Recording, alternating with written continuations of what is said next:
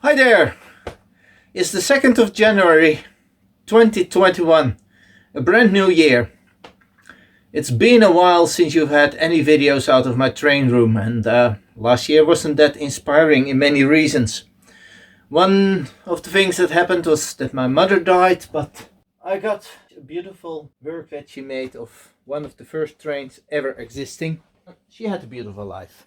The projects that I'm still working on are 4 at the moment. One is my Trix RAM TE.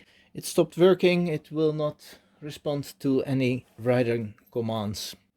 It has the Dutch and German switcherdoot sounds, but it doesn't very much help if it doesn't stop or start writing. The other is SR1 Finnish locomotive.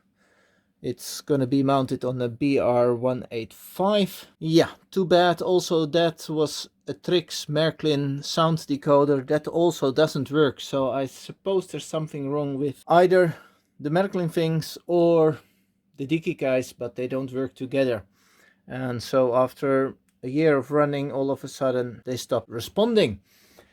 Third thing is I'm working on this big Koploper project of getting trains that come into track 7 from the north. They must be automatically uncoupled from the locomotive, and the shunter will run around and pick it up and cut it down into pieces. And well, that's a lot of small steps.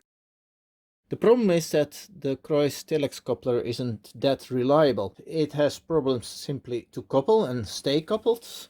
On the other side, it has been falling apart a few times. And the magnet is simply falling off, and I haven't found yet the correct glue to stick it there.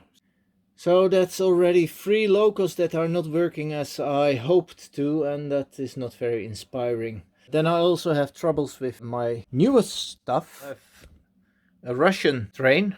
It reads Leningrad-Helsinki. It will fit nicely in my Finnish 90s theme. However, it seems these wagons are made to proto scale, and that means they won't fit here on this track. They will touch my fence all the time, and I don't want to get rid of the fence, but I'm not sure yet what will be the solution.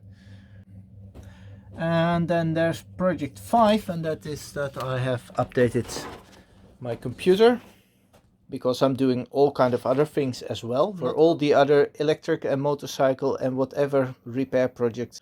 The settings for Koploper are probably also wrong. Let's see what we can do about that for today. But that will be a different video in Dutch, showing how to read settings and how to set them in Koploper and stuff like that. Since the program is only in Dutch, it's better to do the whole explanation in Dutch. So, next video is coming up very soon. Likes and subscribes are welcome.